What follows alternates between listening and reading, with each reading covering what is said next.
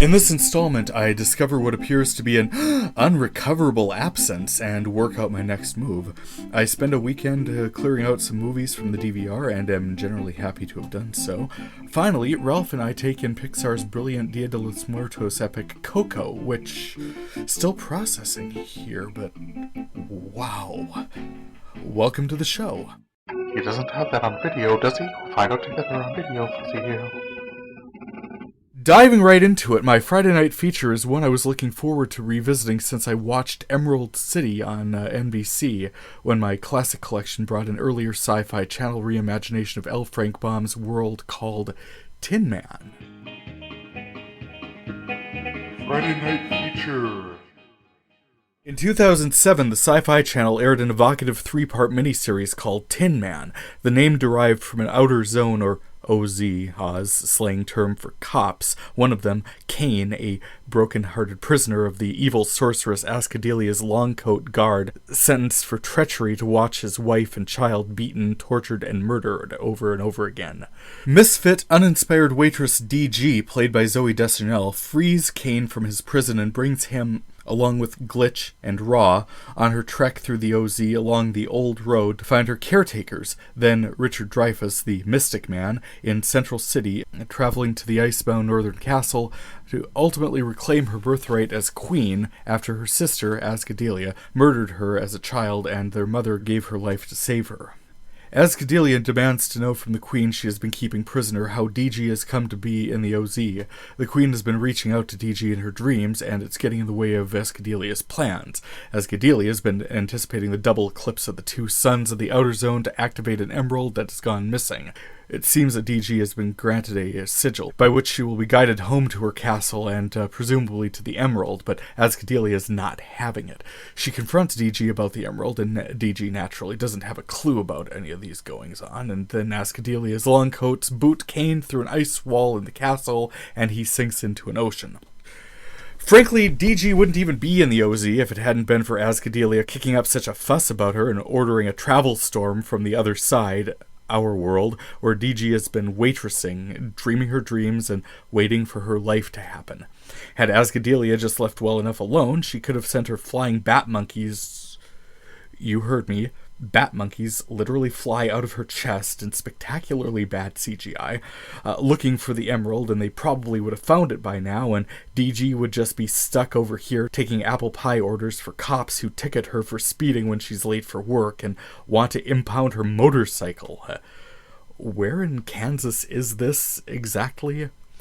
This quest, I think, took serious liberties with the source material, but it felt like a fresh take. Dorothy Gale, Queen of Oz, has a nice ring to it, and Ascadelia is as good a name as any for the Wicked Witch of the West. If the book is a coming-of-age metaphor for young women making their way through unfamiliar and confusing situations to find their destiny, then it holds. That title, though, shifting the focus from the drug-addled Mystic Man, who in this remake is barely a sideshow attraction in Central City, to the Tin Man, who is tolerably adventurous but a slate-gray functionary, was an odd choice. I'd say the thing should just be called DG, except for Zooey Deschanel's patent inability to credibly helm a show. I mean, worlds of nope on that. I'd have sooner accepted a precursor to the Maleficent adaptation of Sleeping Beauty and called the thing Ascadelia. Kathleen Robertson presented the most compelling character in this production, except for the same problem. I mean, who the hell is Ascadelia? Meh, whatever they called it, it had a lot of interesting ideas and drew to a reasonably satisfying conclusion, from the parts I could see, anyway. Diving into the classic collection. See, while I was happy to encounter it, my Friday night feature for this one opened up a quandary I wasn't expecting.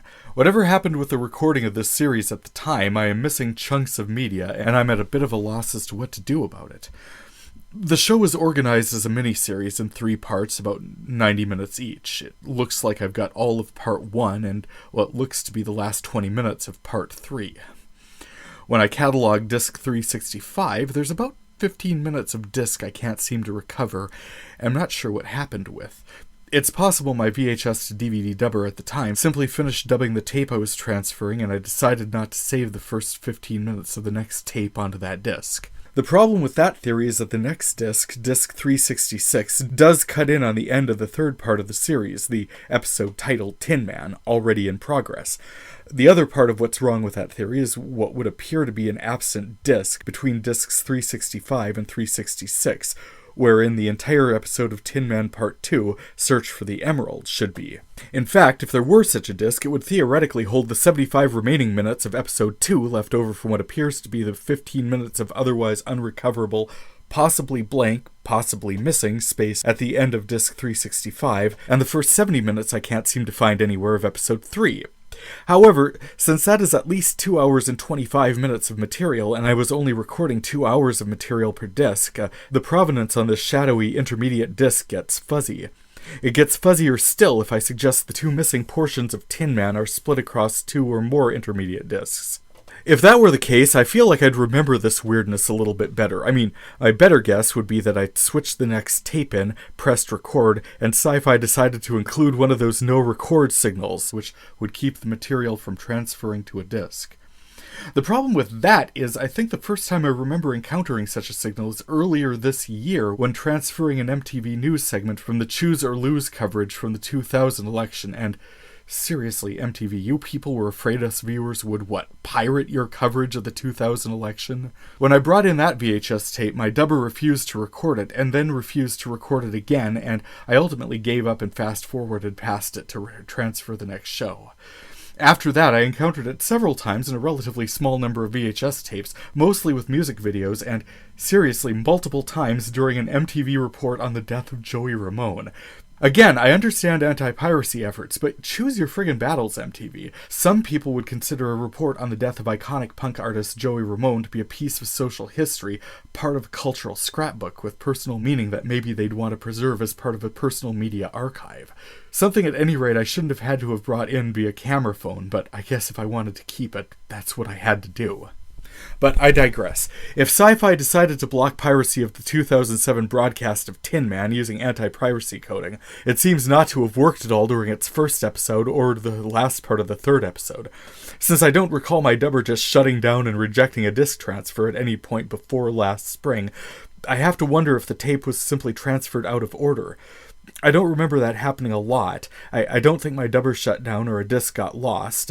It does open a tantalizing suggestion on the otherwise unexplained absence of disc 362, but then that disc would have had to have been transferred just as inexplicably out of order. The alternative is that the material is simply gone. No matter, if I continue slogging along with this cataloging effort, I will eventually encounter every scrap of media I have managed to successfully transfer and archive, and anything that is absent is simply absent. It would have been fun to have been able to have kept all 3 episodes of this one is all. I do remember enjoying it, and if I'm that upset, it is available through Amazon for $7, so cool. In other classic collection discoveries, that stand-up special I highlighted last time with Kathy Griffin from the Chicago Theater was just the latest in a handful of stand-up specials I'd preserved of hers.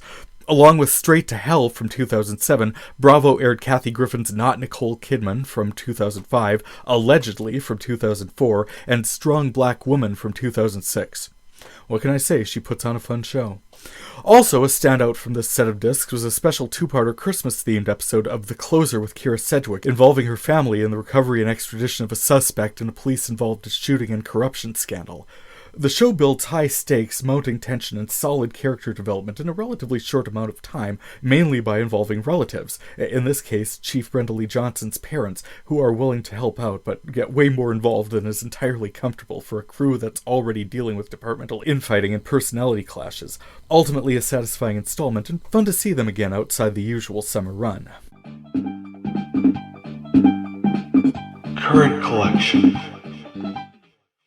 My current collection didn't offer up much from the 3 or 4 discs I was able to get through for this one, but opened with one I'd have to say would be among my top 10 episode picks for Bob's Burgers, a Season 7 entry called Mom Lies and Videotapes, wherein Wagstaff School puts on a mother and maternal-type caregivers appreciation show, but Linda is too sick to attend.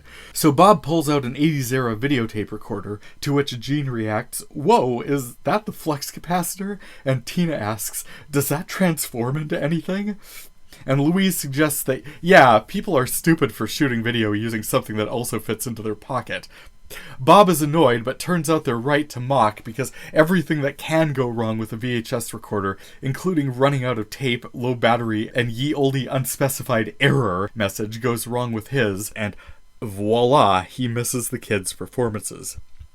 When they get back home, Linda is devastated to have missed even a video of the performances, but the kids regale her with stories about how their productions went, which, having experienced them as they happened, are hugely embellished. Louise recounts a Wild West tale titled A Town with No Moms. Jean outlines a creation mythology regarding the origin of mothers, and Tina spins a yarn combining the plotlines of Alien and Freaky Friday. By the end of the episode, the school helpfully sends a link to a video of the performance, but Linda decides that she likes the plays that she experienced through her kids' descriptions better, and indeed, gotta say, they were an improvement. Bob's Burgers just should not be as good as it is. But 8 seasons in, the show continues to find all sorts of stories to explore among a small, not especially dynamic set of characters, all trapped in a relatively small world that should be creatively stultifying. That said, it has explored these characters deeply. They know each other very well and love each other and give each other the space they need to express themselves in all of their cheerful weirdness. We do occasionally learn new things about them that rarely contradict the personal histories the show has established, and occasionally some wackiness blows in out of left field. I'd put Felix and Millie and various musical, otherwise unrehearsed bursting into song interludes into that category. But it's a good story with good storytelling told by people who clearly know what they're doing. Keep it up, guys. Other current collection highlights include a season 23 installment from The Simpsons called The Food Wife, in which Marge becomes a foodie and starts a blog, and the towering courtroom showdown between Bob Odenkirk and Michael McKean from their 3rd season of Better Call Saul on AMC.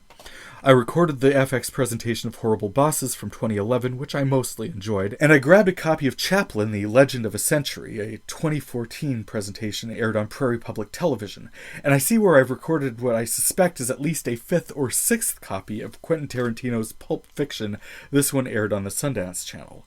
See, I saw at one point where either my VHS or DVD copy of Pulp Fiction from 1994 had either been stolen from my home, lost, or sold as used. It's really unknowable at this point. So I just started recording it wherever I saw it in a listing. I recorded it again most recently as part of last weekend's movie binge, so maybe, just maybe, having submitted this installment and having the thing navigably findable within my catalog listing, I can stop obsessively recording this intriguing, timey-wimey display of fin de siècle graphic violence. What I've been watching. Last weekend I had the house to myself while Ralph was visiting friends in Chicago, and I used that time to just unload a bunch of movies from the DVR. I found recordings I had on there for more than a month by the time I got to them, so there were some horror and Halloween-themed entries among them. I powered through, as I mentioned, yet another copy of Pulp Fiction. I thought I grabbed a copy of Hocus Pocus, which I've wanted to watch for years, but something has always come up, and this time was no exception. The DVR was set to record Bette Midler and crew, but what TBS was actually airing at the time was Charlie and the Chocolate Factory from 2005, starring Johnny Depp. Not bad, but nothing I needed to see again, especially since it started about half an hour in. And more to the point, last fall was the closest I'd gotten to seeing Hocus Pocus. I saw it halfway through in a motel when I was traveling, but it was getting close to checkout time, and that was as far as I got. I enjoyed what I saw, and I will see it someday, but for a popular, funny, and much beloved movie that has aired a lot since it was released in 1993, I sure have had a tough time seeing it. Speaking of shows I was sure I'd seen before, I'd thought I'd seen Sonnenfeld's Addams Family in 1991, but I think I'd only seen the David Payne version from 1989, which was fun but not the same, and not the version drawn in for 1993's sequel, Addams Family Values, which I've seen many times and absolutely love. This one featured a pair of con artists purporting to reunite Gomez Addams with his long-lost brother Fester, only to come to the realization that he actually is Fester Addams. So much fun, and I was happy to see it. Other movies I chugged down over the weekend were Cabin in the Woods from 2012, ParaNorman, also from 2012, which I thought was a reasonably likable Halloween entry in this age of safe spaces, and I finally got to see Insidious from 2010, which I was kind of watching mostly for Rose Byrne, but really pulled me in. I enjoyed the Turner Classic Movies presentation of Guys and Dolls from 1955. I also enjoyed Johnny Depp as Barnabas Collins in Dark Shadows, also from 2012.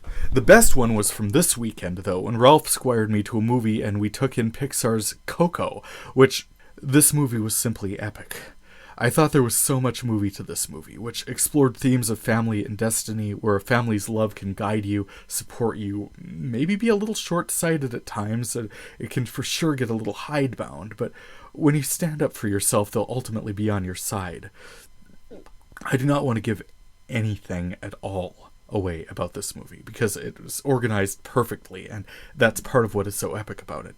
But what will be clear from the opening cut paper sequence is that it is beautifully drawn, pure magic at times, and I've got to say, it hits so hard in the feels sometimes. I was thankful the theater was not especially crowded. Damn allergies and watery eyes, but that's what I friggin' love about shows like this.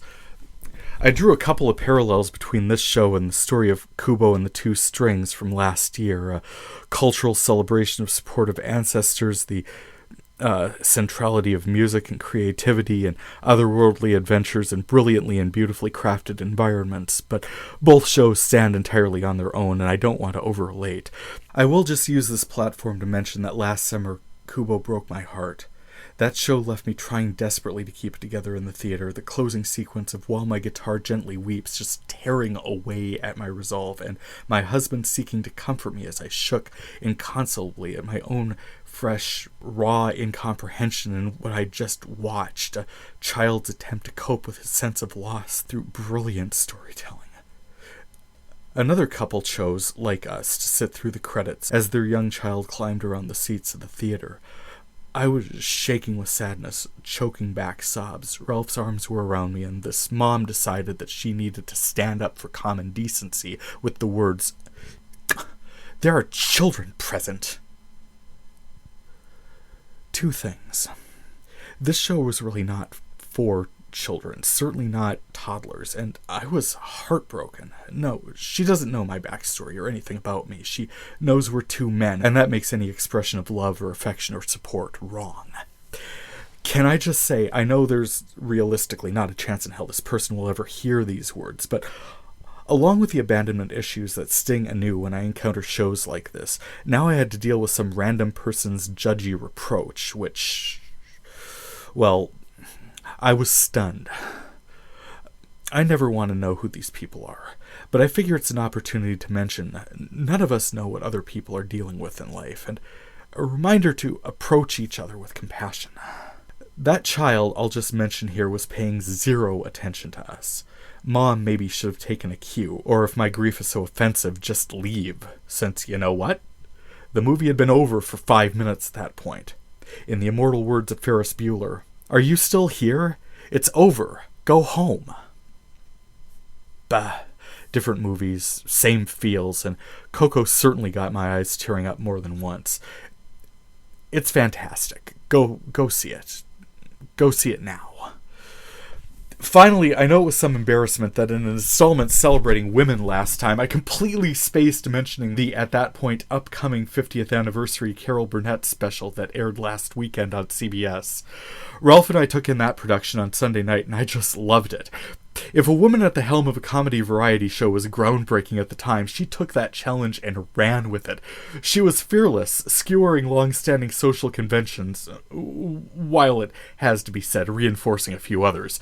But all the time with a sense of character and intelligence that shines through and helps these bits stand the test of time, and created characters still easily referenced to this day.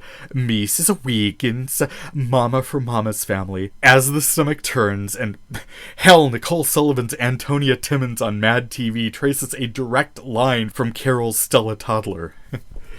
Part of her strength, and she acknowledges this in the special, was that she surrounded herself with deeply talented people. The special recalled Harvey Korman, Tim Conway, Vicki Lawrence, Bob Mackey, and a host of others who brought wickedly funny comedy to the stage and our screens, and sometimes just mercilessly broke each other up.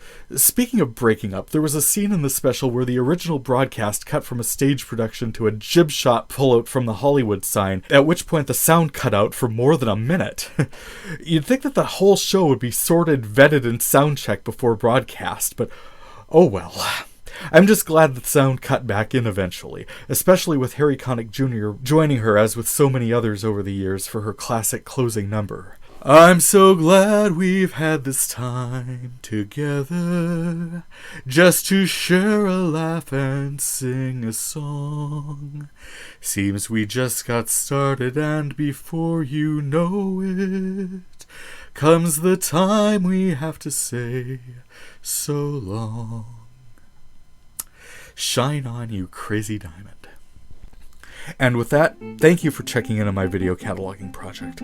You can check out my catalog listing along with audio links at videofuzzy.blogspot.com and past episodes of this podcast at Apple Podcasts and videofuzzy.libsyn.com.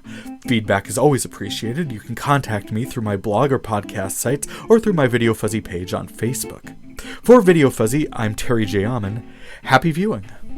It might be amazing, it might just be scuzzy. We'll find out together on Video Fuzzy.